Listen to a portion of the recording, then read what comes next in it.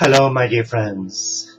Yes, Brother Sean is my name, or the Barefoot Monk. In my previous video, we talked about the sevenfold keys of Metatron. I know that many people, inspired people, have written at great lengths about this incredible Archangel, the Chancellor of Heaven. And we know that he incarnated as the prophet Enoch. How do we know that? We know it because, well, I know it because I have doused it using my Teo symbol, and I trust this as a sacred instrument to give me clarity where there is confusion, because I read so many theories and so many other people's points of view that sometimes it's really difficult to cipher the truth from fiction. And I have worked with the energies of Metatron since 2001, but it was in 2003 when a dear friend of mine, Alison Knox, was guided by Metatron to paint the most beautiful painting of him and his energies. But he had a message for my heart. And he used my name in religion, which not many people knew, and certainly not Alison. And it was to Brother Sean Jude Bradley, to heal souls broken by man in ignorance and pain. So Metatron is very involved in empowering us self-heal, in particular for those who've been sexually abused or abused by religion. And here in the second video of the series of Metatron's energy, in reclaiming our spiritual wholeness into wellness, we're looking at reactivating the 7 keys of Metatron to self-heal. And a lot of this is underpinned by angelology and the tree of life. The tree of life given to us by the prophet Enoch and lived out, yes, lived out on a day-to-day basis by our brother and sisters, the Therapeutai Essenes of Mount Sinai. And the tree of life represents all that is in alignment with living. It is a symbol and a reality that serves to remind you and me of the importance of everything and how it all works together to serve the betterment of the whole. It is a practical tool. Imagine a tree taking root in your own garden or backyard. As it is fed with the rain of heaven and the warmth of the sun, the nutrients in the soil and the cycle of shedding the old and bearing the new, we can see God at work. Because the God I embrace is not up there, He's here. She's here. In everything that lives, moves, and has its being. And that is why I embrace Franciscan Celtic spirituality that incorporates the tree of life.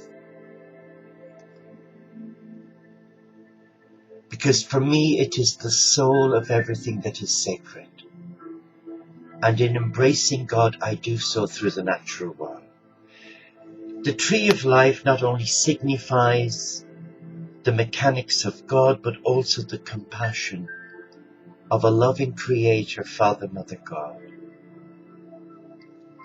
It creates and provides shade and protection. It bears fruit that will nourish us in the many cases. It will nourish us and in many cases offers us its whole being. There is totality in the divine oneness as we embrace the supreme through the natural world, the cathedral of God. The tree of life touches every global community and penetrates every religion known to mankind. It has a physiological blueprint that parallels the universal law of seven in every facet of its existence. Like the seven chakras, the seven archangels, and the seven octaves, the tree of life has seven branches that represent a union of all that is, supported by the trunk. This represents our strength and diversity in acknowledging the many different aspects of ourselves. The branches are seen as male and female, and they are the lowest or first branch, symbolizes our body self, our sense of wellness. The second is an expression of our personality. Its vitality determines how well we are received and perceived by others. The third branch represents our relationship with the divine and how easily we are able to connect. The fourth branch signifies our thirst for knowledge. The fifth branch is called the void. Its health facilitates an understanding of the collective consciousness of oneness. The sixth branch represents our truth. The essence of who we are, the I am, part of the I am presence. And the seventh and final branch, like the crown chakra, is the primary portal or connection of the divine, allowing one to explore that which is not attached or of the physical body. Keeping our own tree of life healthy is vital if we are to be productive instruments of God for God in creation. But most importantly, the thing to remember is that the tree of life represents the highest degree of the world of existence, the position of the Word of God, and the supreme manifestation. It's no wonder so many are driven to save the trees on this beloved planet. Each leaf that flourishes as a result of our love is legions of angels governed by the likes of the magnificent seven archangels in our angel background. And here we've looked at reactivating the seven keys of the branches of the tree of life. And in addition to those seven keys, there are the seven roots, all explained in greater detail. In the beautiful course, Metatron guided me to act as his mentor, facilitator in the tree of life. The seven beautiful modules, which are discussed in a previous video on another channel, the brother Sean Bradley. But we can do another video again to explore the updates from Metatron. But reactivating the seven keys are done by our understanding of what the tree of life represents for us in the seven keys associated with the seven branches from the tree of life. Our trunk growing the seven branches, each are a symbolical key symbolizing of love, a key sacred in our divine connectedness and oneness with God. And we have the power to reactivate those keys that we already brought with us in our soul's DNA. We have that power.